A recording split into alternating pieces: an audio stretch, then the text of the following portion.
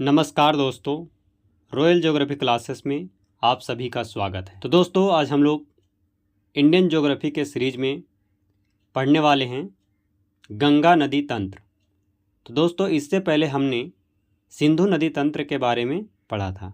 तो जो सिंधु नदी तंत्र नहीं पढ़े हैं वो एक बार वीडियो को जाकर के ज़रूर देखें, प्लेलिस्ट में हमने वहाँ पे डाल रखा है। दोस्तों, गंगा नदी भारत की एक महत्वपूर्ण नदी है।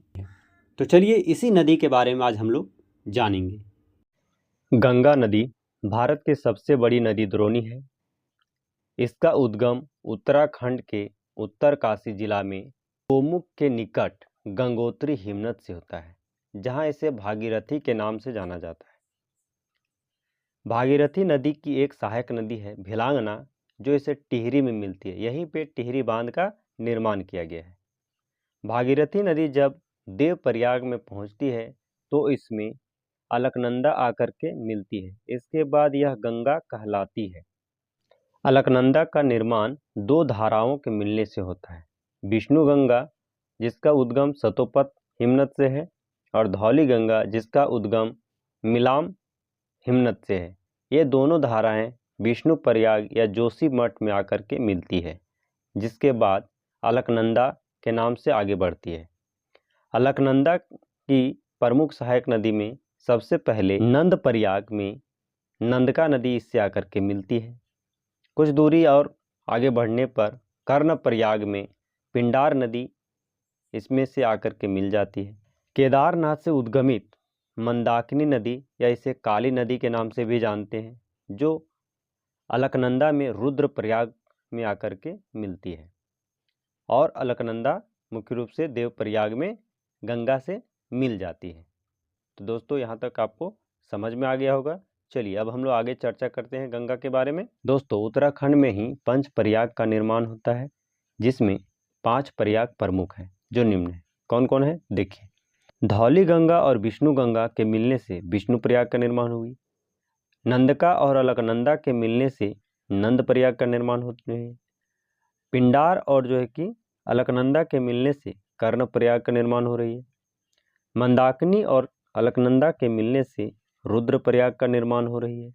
और भागीरथी और अलकनंदा के मिलने से देव प्रयाग का निर्माण होती है। और इन्हीं 5 प्रयागों को यहाँ का प्रमुख जो है कि नदियों का संगम स्थल कहा जाता है, इसलिए उत्तराखंड को देवभूमि के नाम से भी जानते हैं। गंगा नदी हरिद्वार में मैदानों में प्रवेश करती है, और यहीं पे इसकी एक प्रमुख सहायक नदी रामगंगा, जो नैनीताल के निकट से निकलती है तथा कन्नौज में गंगा से मिल जाती है। एक बात और है यहाँ पे बहुत इम्पोर्टेंट, इसको थोड़ा ध्यान से देखिएगा। रामगंगा नदी जो है कि जिम कॉर्बेट राष्ट्रीय उद्यान से होकर के बहने वाली नदी है। ठीक है, चलिए अगला हम लोग देखते हैं। गोमती नदी पीलीभीत जिला के निकट फुलहर झील से निकलती है तथा गाजीपुर में गंगा से मिल जाती है। लखनऊ और जौनपुर इसी नदी के किनारे स्थित 2 प्रमुख शहर हैं। घाघरा नदी, इसे नेपाल में केरियाला के नाम से जानी जाती है तथा गंगा के मैदान में से घाघरा के नाम से जाना जाता है। यह छपरा के पास गंगा में मिल जाती है। दोस्तों, गंडक नदी 2 धाराओं काली गंडक और त्रिशूल गंगा के मिलने से बनती है। यह नेपाल में धौलागिरी और माउंट एवरेस्ट के बीच निकलती है और मध्य नेपाल को अपवहित करती हुई बिहार के चंपारण जिले में यह गंगा मैदान में प्रवेश करती है और पटना के निकट सोनपुर में गंगा से मिल जाती है। कोसी एक पूर्ववर्ती नदी है, जिसका स्रोत तिब्बत में माउंट एवरेस्ट के उत्तर में गोसाईनाथ चोटी है, जहां इसकी मुख्य धारा अरुण निकलती है। नेपाल में मध्य हिमालय को पार करने के बाद इसमें पश्चिम से सोन कोसी और पूर्व में तुमुर कोसी मिलती है। अरुण नदी से मिलकर यह सप्तकोसी बनती है। यह नदी महाभारत श्रेणियों तथा शिवालिक पहाड़ियों की श्रेणियों के बीच से होकर के बहती है तथा कुर्सेल के निकट यह गंगा में मिल जाती है। दोस्तों, कोसी नदी को बिहार का शोक भी कहा जाता है क्योंकि यह बाढ़ से ज़्यादा प्रभावित क्षेत्र होती है। ठीक है, चलिए। महानंदा नदी, यह नदी दार्जिलिंग की पहाड़ियों से निकलती है तथा भारत में यह नदी गंगा के बाएं तट पर मिलने वाली अंतिम सहायक नदी है। यमुना नदी गंगा की सबसे पश्चिम और सबसे लंबी सहायक नदी है।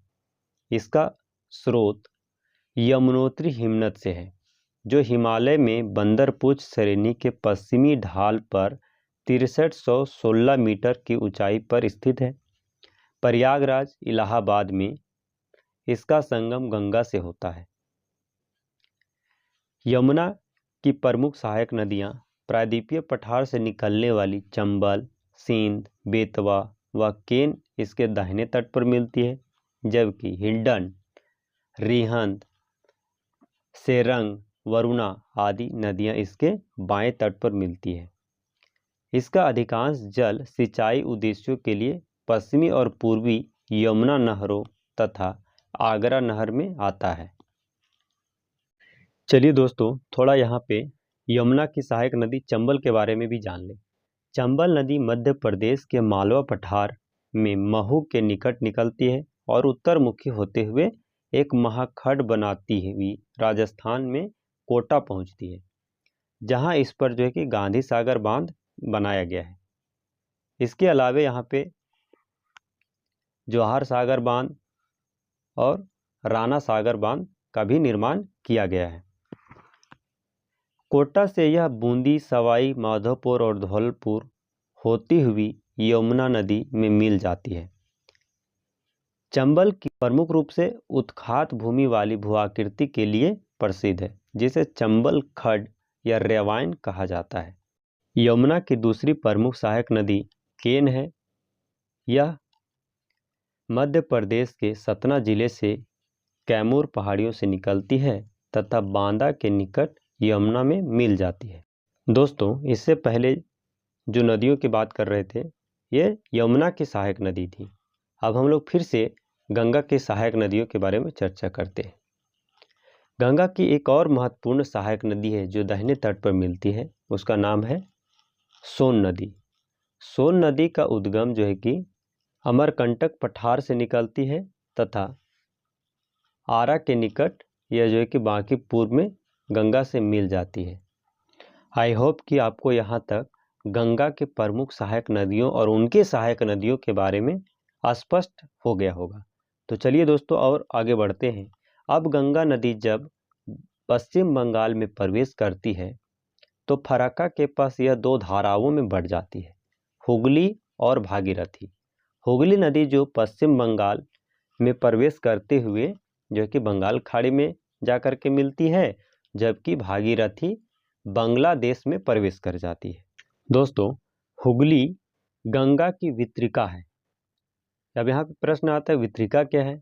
वितरिका वह नदी है जो मुख्य नदी से निकलती है और पुनः मुख्य नदी में नहीं मिलती है, इसी को हम लोग वितरिका कहते हैं। गंगा की मुख्य धारा जब बांग्लादेश में प्रवेश करती है तो उसे वहाँ पद्मा के नाम से जाना जाता है। दोस्तों, बांग्लादेश में एक स्थान है गोलुंडो, जहाँ पर ब्रह्मपुत्र नदी आकर के पद्मा में मिलती है। ब्रह्मपुत्र नदी को बांग्लादेश में जमुना के नाम से जाना जाता है और इन दोनों शाखाओं के संयुक्त धारा को पद्मा के रूप में बहती है। एक और जगह है चांदपुर। चांदपुर के पास पद्मा में मेघना नदी आकर के मिलती है और मेघना और पद्मा के संयुक्त धारा को मेघना के नाम से आगे बढ़ती है और बंगाल की खाड़ी में अपना मुहाना बनाती है। दोस्तों, विश्व के सबसे बड़े डेल्टा सुंदरबन डेल्टा इसी नदी के मुहाने पर स्थित है। हाँ दोस्तों, आप लोगों से यह ज़रूर चाहेंगे कि आपको वीडियो कैसी लगी या जो गंगा के बारे में बताए समझ में आया या नहीं, और यदि वीडियो आपको अच्छा लगा है तो लाइक और सब्सक्राइब जरूर करें। तब तक के लिए धन्यवाद। मिलते हैं नेक्स्ट वीडियो के साथ।